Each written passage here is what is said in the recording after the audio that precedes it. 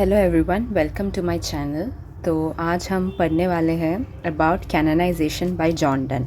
ये जो particular video है इसमें मैंने जॉन डन ने लिखा हुआ कैनोनाइजेशन के बारे में एक समराइज्ड वे में दिया है in the form of notes. ठीक है, तो ये जो नोट्स है वो आपको बहुत ज़्यादा हेल्प करेगा आपके फर्दर एग्जामिनेशन के लिए। आप इसको पॉइंटर्स के थ्रू देख सकते हैं और इसी सेम पॉइंटर्स के थ्रू आप लिख के ऐसा पढ़ सकते हैं। ठीक है, वो पूरा एक समटाइम्स ऐसा होता है कि हम लोग जब पैराग्राफ्स रीड करते हैं तो हम नोट्स नहीं बना पाते हैं या हम समझ नहीं पाते हैं, तो आप यही सेम नोट्स का यूज़ करके इसको पढ़ के आपके खुद के वर्ड्स में लिख सकते हैं। Okay, so let us start. सबसे पहले मैंने जॉन डन के बारे में लिखा है, उसके बाद उसका ये जो पोम है कैनोनाइजेशन उसको समराइज़ करके लिखा है, फिर उसके थीम्स के बारे में एक्सप्लेनेशन किया है। आप भी जब आंसर लिखेंगे तो वैसे ही लिखने का कोशिश करना। जब भी आप कोई भी पोम हो या नॉवेल हो या कुछ भी लिख रहे हो तो उसके पहले सबसे पहले वो टॉपिक का जो राइटर है वो राइटर के बारे में एक शॉर्ट इन्फॉर्मेशन देने का, उसके बाद ये जो पर्टिकुलर आप जो भी सब्जेक्ट के ऊपर लिख रहे हो उसका थोड़ा सा एक्सप्लेनेशन देने का या समराइज या एनालिसिस के थ्रू आप लिखने का, उसके बाद उसका थीम्स हो या जो कुछ भी सिंबल्स हो, मोटिव्स हो, वो सब आप बाद में लिखने का। और अगर कुछ आपको एक्स्ट्रा इन्फॉर्मेशन रहेगा लाइक वो पर्टिकुलर एज के ऊपर या वो पर्टिकुलर राइटर के कोऑर्डिनेशन में कोई और राइटर था, तो वो सब आप लिख सकते हैं आपके आंसर में, वो थोड़ा और एनहांस करेगा आपके आंसर को। So let us start.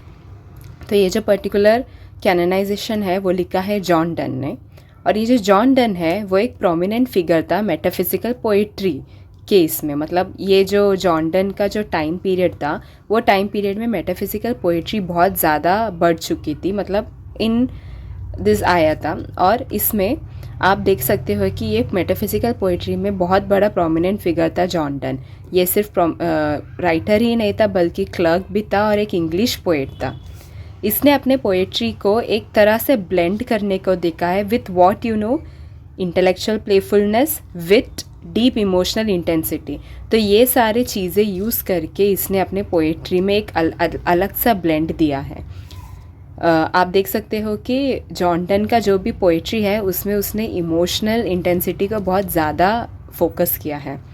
इन्होंने जो लिखा है वो अलग अलग टाइप के पोइट्री लिखा है, like love poetry, religious verse, sermons और सटायर्स। फिर अगर हम लोग कैरेक्टराइजेशन करेंगे इनके वर्क को तो हम बोल सकते हैं कि इन्होंने मेटाफर्स लिखा है, मतलब इन्होंने मेटाफर्स, पैराडॉक्स, फिलोसॉफिकल थीम्स वगैरह इनके वर्क्स में इंक्लूड किया है। मेटाफर्स को हम कंसीड्स भी बोल सकते हैं। इन्होंने जो वर्क एक्सप्लोर किया है, मतलब अलग अलग सब्जेक्ट्स में या फिर अलग अलग थीम्स में उन्होंने इनका वर्क्स को लिखा है, like love, religion, human experiences के ऊपर। फिर इनके जो लाइफ के बारे में हम बोलेंगे, यानी कि जॉन डन का लाइफ जो था वो बहुत स्ट्रगल से भरा हुआ था। इनको एक बार जेल भेज दिया गया था क्योंकि उन्होंने शादी किया था एन मोरे के साथ, और एन मोरे के फादर के परमिशन के बिना शादी करने से इनको जेल भेजा गया था। फिर एक टाइम बाद वो ये जॉन डन जो है वो पूरे के पूरे रिलीजियस में बदल गए और वो बन गए dean of Saint Paul's cathedral. अभी हम ये जो पर्टिकुलर पोम है इसका समरी पढ़ेंगे, एंड वो समरी में वी कैन सी कि ये जो स्पीकर जो है यानी कि जॉन डन जो है वो वो किसी से आर्ग्यू कर रहा है, मतलब बोल रहा है कि उसका जो ये लव है, ये जो पूरा पोम है वो सेंट्रल थीम है अबाउट लव।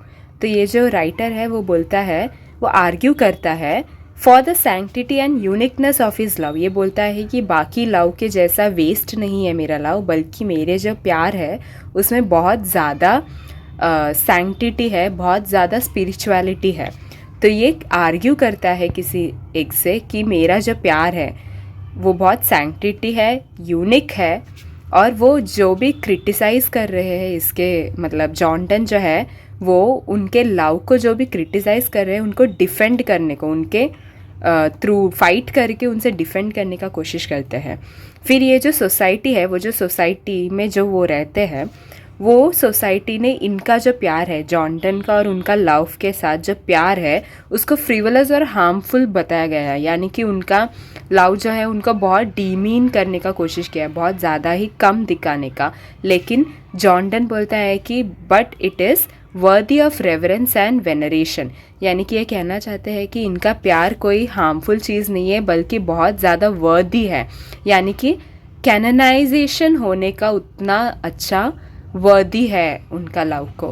कैननाइजेशन होता है तब जब एक सेंट या फिर एक इंसान जो है वो पूरा स्पिरिचुअल में बदलने के बाद जब सेंट का जो वो उपाधि उनको मिल जाता है, उसको बोलते हैं कैननाइजेशन। तो ये यहाँ पे जॉनडन बोलना चाहता है कि उसका जो लव है it is worthy of becoming canonised. अभी ये जो पर्टिकुलर पोम है, ये आप ऐसे समरी शॉर्ट इसमें लिख सकते हो।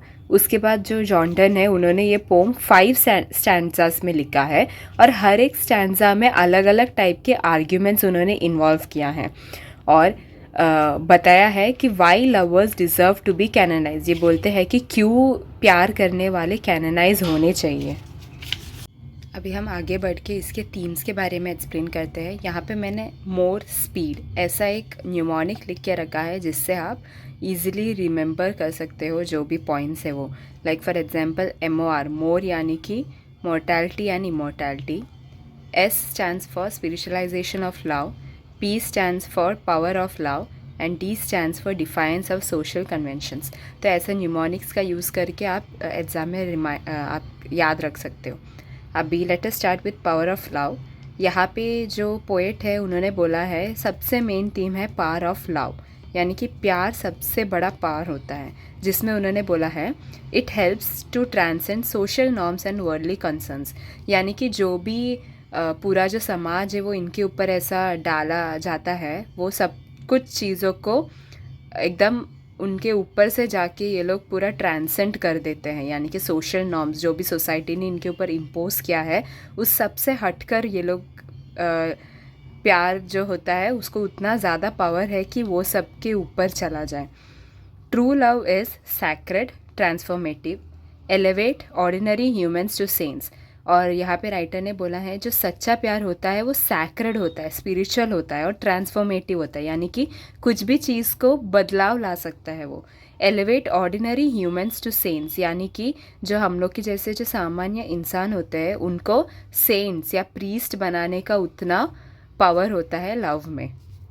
अगला है डिफाइंस ऑफ सोशल कन्वेंशंस, यानी कि जो भी सोशल नॉर्म्स या फिर सोशल कंस्ट्रेंट्स जो सोसाइटी ने इनके ऊपर इम्पोज किया है, वो सब चीज़ों को फाइट करके आगे बढ़ना। Love should not be judged और कंस्ट्रेंट बाय सोशल स्टैंडर्ड्स। इन्होंने यहाँ पे बोला है कि सोसाइटी ने जो स्टैंडर्ड्स बना के रखा है कि प्यार ऐसा होना चाहिए, प्यार वैसा होना चाहिए, वो सब चीज़ों के ऊपर इनको कभी भी जज नहीं करना चाहिए। यानी कि जो भी लवर्स होते हैं वो उनका जो प्यार होता है उनको कभी भी ये सोशल स्टैंडर्ड्स के ऊपर जज नहीं करना चाहिए। Love should be free from external judgement. ये लोग बोलना चाहते हैं कि ये जो प्यार होता है वो कभी भी जज नहीं होना चाहिए, बल्कि फ्री फ्रॉम एक्सटर्नल जजमेंट। बाहर का जो सोसाइटी से जो भी जजमेंट होता है उससे हमेशा फ्री होना चाहिए।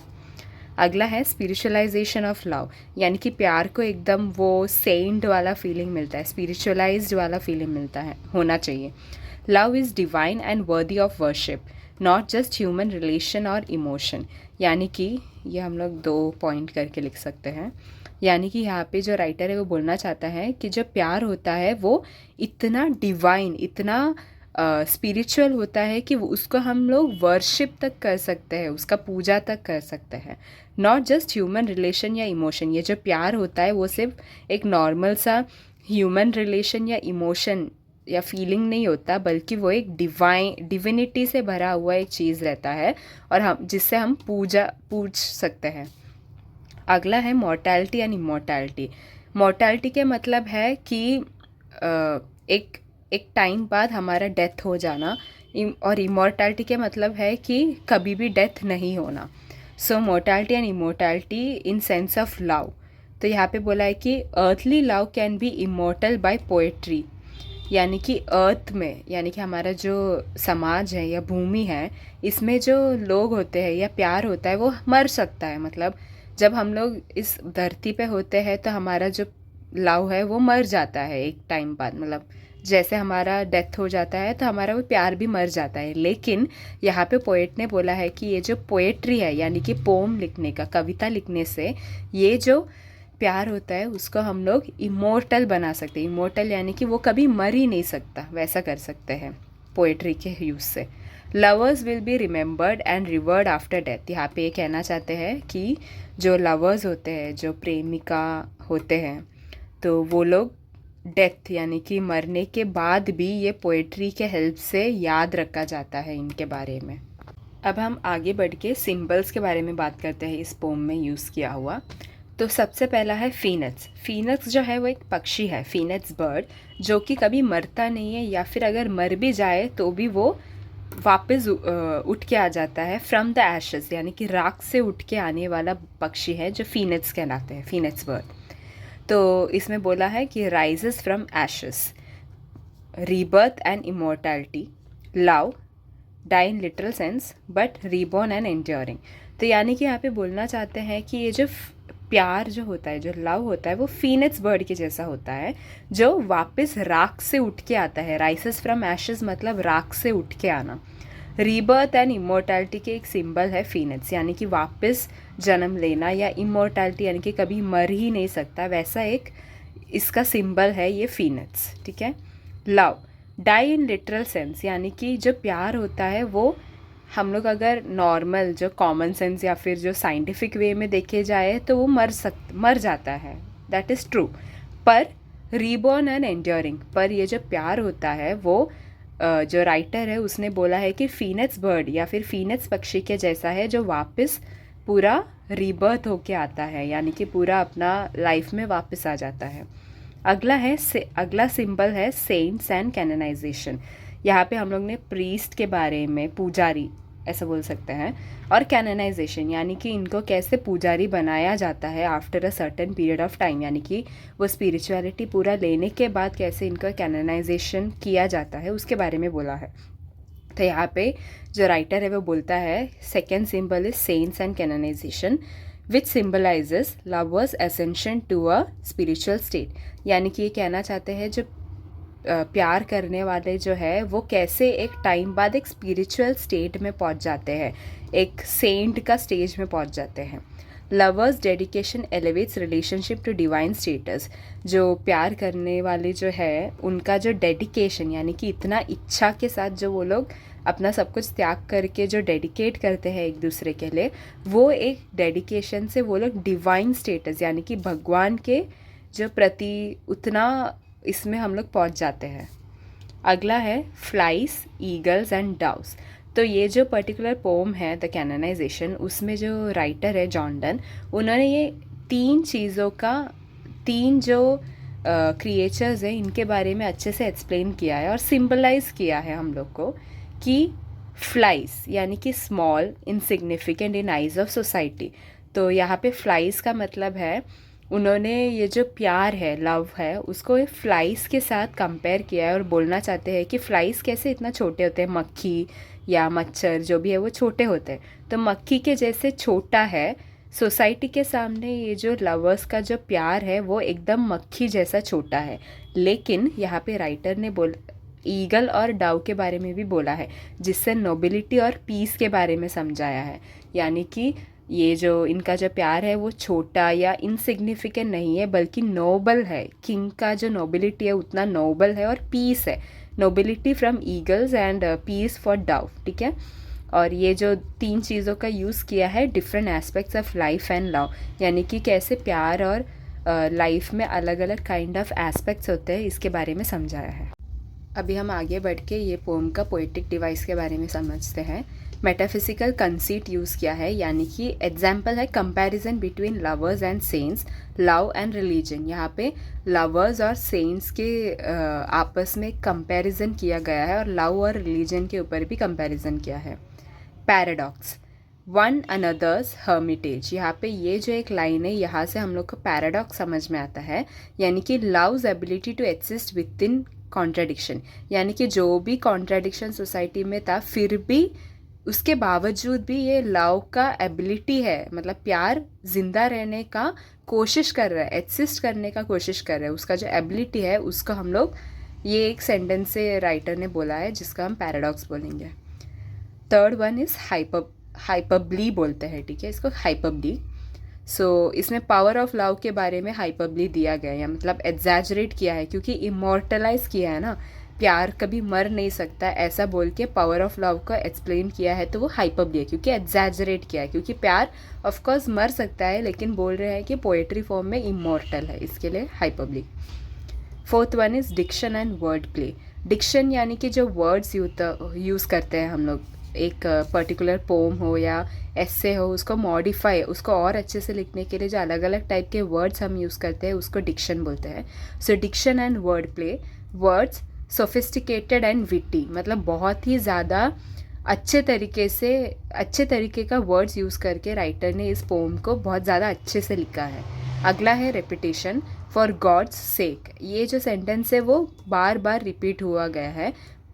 Speakers impatient with words concern, यानी कि जो स्पीकर है उसको कैसे वर्ल्ड पूरा दुनिया के साथ जो कंसर्न था उसके बारे में फॉर गॉड्स सेक ऐसा भगवान को बोलते हुए लिखा है कि फॉर गॉड सेक तुम ऐसा मत बोलो कि तुम क्यों मेरे लवर के बारे में ऐसे सब बोल रहे हो, ऐसा सब ये राइटर ने इसमें लिखा है, ठीक है।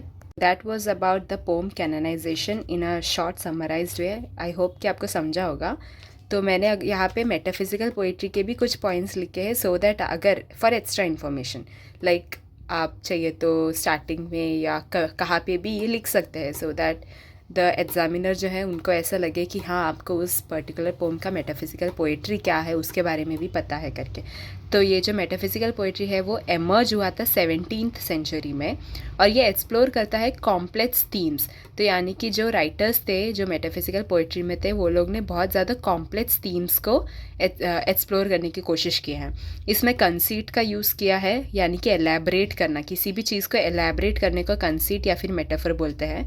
अनकन्वेंशनल कंपैरिजन्स, यानी कि जो हो ही नहीं सकता वैसा कंपैरिजन भी ये लोग यूज़ करते थे। फार फेच्ड, यानी कि कुछ ज़्यादा ही हाइपरबली के जैसा हम लोग बोल सकते हैं, एग्जैजरेट करके जो लिखते हैं वैसा। तो एकदम उस नज़रअंदाज में जाके ये लोग ने कंपेयर किया है चीज़ों को। Second is intellectual and philosophical. तो यहाँ पे ये लोग ने क्या क्या यूज़ किया जाता था, love, religion, mortality, nature of existence, ये सब चीज़ें इन्होंने इनके ये वर्क्स में, यानी कि मेटाफिजिकल पोएट्स जो है वो लोग ये सब यूज़ करके लिखते थे। अगला है पैराडॉक्स एंड आयरनी। वो लोग उनके वर्क्स में ये भी ज़्यादा यूज़ करते थे, paradox and irony. To think beyond, मतलब एक चीज़ से ज़्यादा बढ़कर सोच के लिखना। स्टेटमेंट रिवील डीपर ट्रूथ, जो पैराडॉक्स होता था वो यूज़ करके वो लोग किसी एक पर्टिकुलर स्टेटमेंट या सेंटेंस को ज़्यादा अंदर जाके खोज के उसका मीनिंग निकालना। विट एंड वर्ड प्ले, यानी कि बहुत ज़्यादा चालाकी से और अच्छा खासा डिक्शन और वर्ड्स यूज़ करके वो लोग ने अपना पोम्स या वर्क्स लिखा था, like puns, illusions etcetera. So thank you for watching and I hope कि आपको समझा होगा। और आप कोशिश कीजिए कि जब भी आप आंसर लिखेंगे तो सबसे पहला जो राइटर है उसके बारे में लिखेंगे, उसके बाद उसके जो, अगर आपको वो पर्टिकुलर टाइम पीरियड के बारे में पता रहेगा तो वो लिखेंगे। उसके बाद वो जो भी सब्जेक्ट आप लिख रहे हो उसका समराइज़ करके लिखेंगे, फिर उसका थीम्स लिखेंगे, फिर उसके बाद उसमें सिंबल्स या मोटिव्स रहेगा तो वो लिखेंगे। उसके बाद ऐसा, अभी फॉर एग्जांपल कोई मेटाफिजिकल पोएट के बारे में लिख रहे हो तो मेटाफिजिकल पोएट्री क्या है वो इंक्लूड करना नहीं भूलना है। Okay, thank you so much.